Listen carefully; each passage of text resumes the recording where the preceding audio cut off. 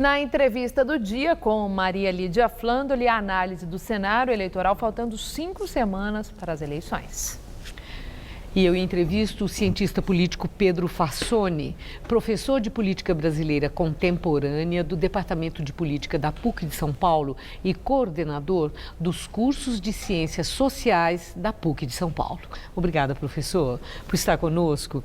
Bom, quando eu vi que o seu trabalho é esse, professor de História Contemporânea, aí eu não consigo não fazer essa pergunta. No seu entender, como acredita que será descrito na história do Brasil futura esse ano eleitoral tão peculiar que nós estamos vivendo? É uma eleição inédita no Brasil por conta das novas regras eleitorais. É uma eleição mais curta, uma disputa eleitoral mais curta, né? O tempo de campanha foi reduzido de 90 para 45 dias, no contexto de uma crise econômica e política também sem precedentes aí. E também a primeira eleição depois do impeachment da Dilma. Então, há uma reacomodação das forças políticas num contexto em que ninguém quer, inclusive, colar a sua imagem à do presidente Michel Temer, que enfrenta uma baixíssima popularidade, inclusive. Né? Então, quer dizer, um período que vai remeter a uma reacomodação política. Sim. No seu entendimento, seria isso? É uma eleição que está um tanto pulverizada. Né? Temos aí cerca de 5 candidatos com chances de chegar no segundo turno. Tem ali por volta de 15% das intenções de voto, um pouco mais, um pouco menos que isso. Né? Bolsonaro, Alckmin, Marina, Ciro, provavelmente Haddad também, né? Mas a gente precisa esperar também o começo da campanha eleitoral, principalmente no rádio e na televisão, que atinge um público maior. Bom, já vai começar, né? Essa grande expectativa. Logo em breve. Bom, mas estão falando muito na possibilidade do tal do voto útil, já no primeiro turno. O senhor vê indicadores disso, professor? Aquela campanha do tipo vote no menos pior para evitar um mal maior?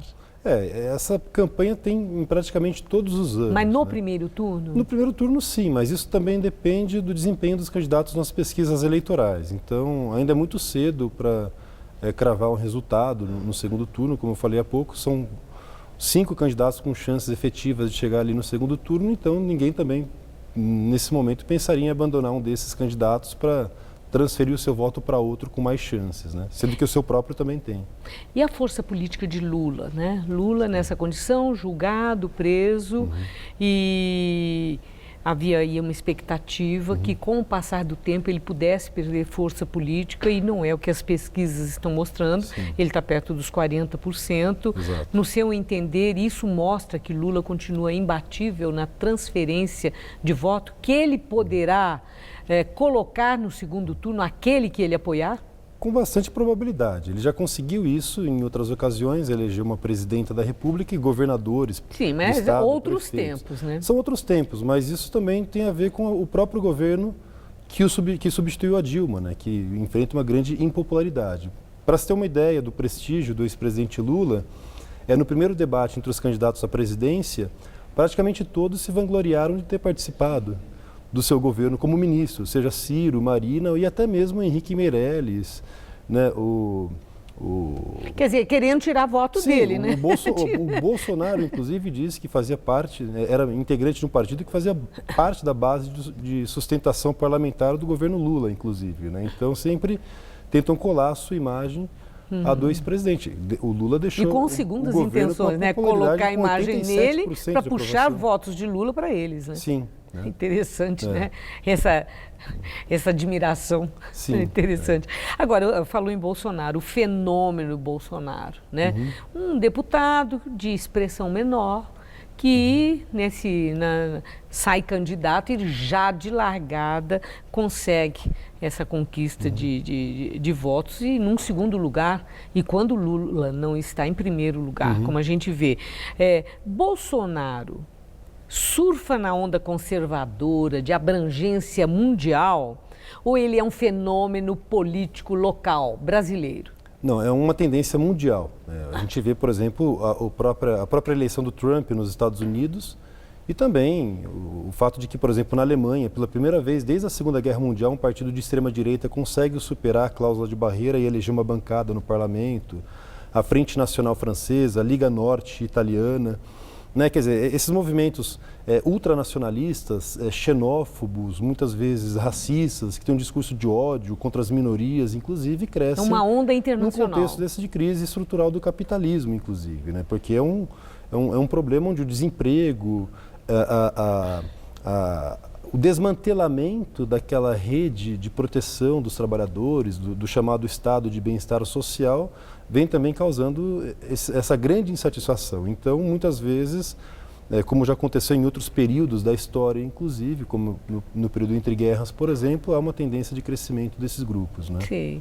Agora, tem uma outra questão interessante que as pesquisas, elas mostram o anseio do brasileiro por mudança. E o que a gente observa é que, entre todos os candidatos, os que estão ali competitivos nos primeiros lugares, são aqueles que praticam a velha política, né, que estão na frente. Um nome como, por exemplo, Guilherme Boulos, que é aquele que impunha a bandeira da mudança estrutural, ele está com 1%. Sim. Então, como entender, né? Por que Boulos embarcou nos 1% se ele oferece uma imagem e um discurso, né, que propõe uma mudança que supostamente os brasileiros pudessem querer, como nas pesquisas de anseios da população aparece? A presença de um candidato como Guilherme Boulos pode contribuir para oxigenar o debate, inclusive pautar algumas questões que os outros candidatos não colocam.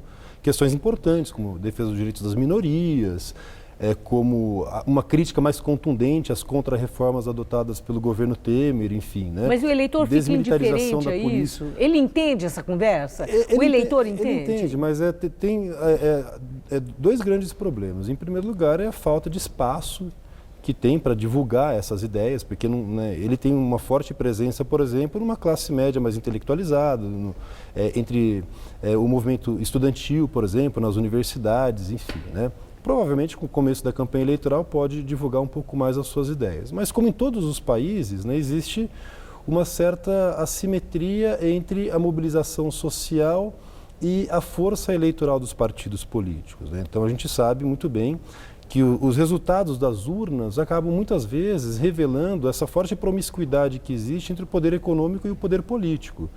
Então, se nós fizermos uma análise, por exemplo, uma radiografia do Congresso Nacional, constata o quão pouco representativo ele é da sociedade, né? A maioria da população brasileira, integrada por mulheres, elas são apenas 10% dos integrantes do Congresso Nacional. Negros e pardos, que também de acordo com o último censo populacional são a maioria, são uma pequena parcela do Congresso. Então tem alguns grupos que estão subrepresentados e outros que estão sobre-representados, e isso tem a ver também com os defeitos desse sistema político, ou melhor, do sistema eleitoral, né? Sim, sim. Bom, ainda nessa questão da ideologia, né?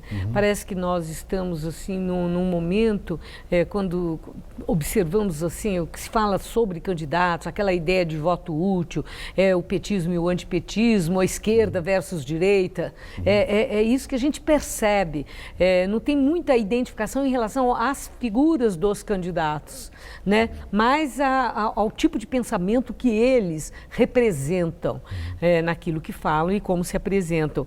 O Boulos diz que o sistema político brasileiro precisa de autocrítica, precisa reconhecer o quanto se afastou das pessoas. E diz que a esquerda tem mesmo que dar uma parada para pensar. Requer a autocrítica.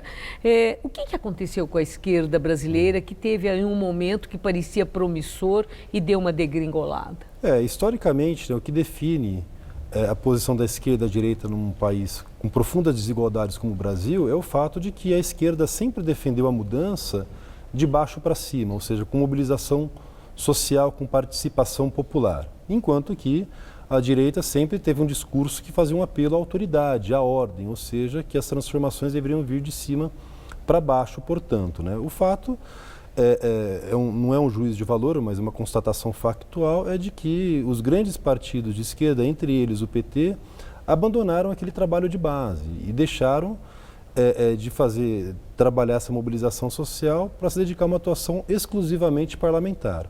Então, de fato, houve esse hiato assim, né, entre a atuação institucional, a negociação entre os líderes dos partidos no Congresso Nacional de um lado e de outro o trabalho de base que acabou sendo deixado de lado. Como você mencionou, o candidato Guilherme Boulos, ele coloca no seu programa uma proposta de reforçar os mecanismos de participação direta, entre eles o plebiscito e o referendo.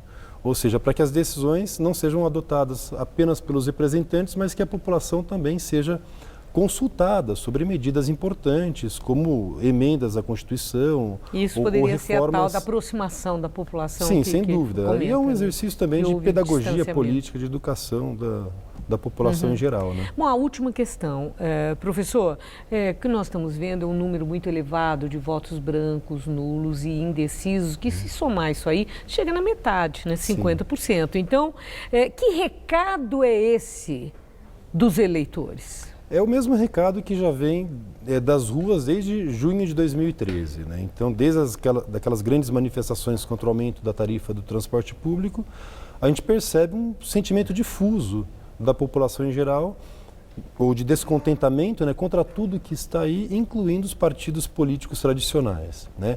Então, não que as pessoas não acreditem mais na política, né, mas nas vias institucionais. É claro que se faz política também nas escolas, nos sindicatos, nas fábricas, em diversos lugares também, né? Mas é esse sentimento de descontentamento. Então, o que a gente constata é que nas últimas eleições tem crescido a taxa de abstenção e também de votos em branco ou em nulo.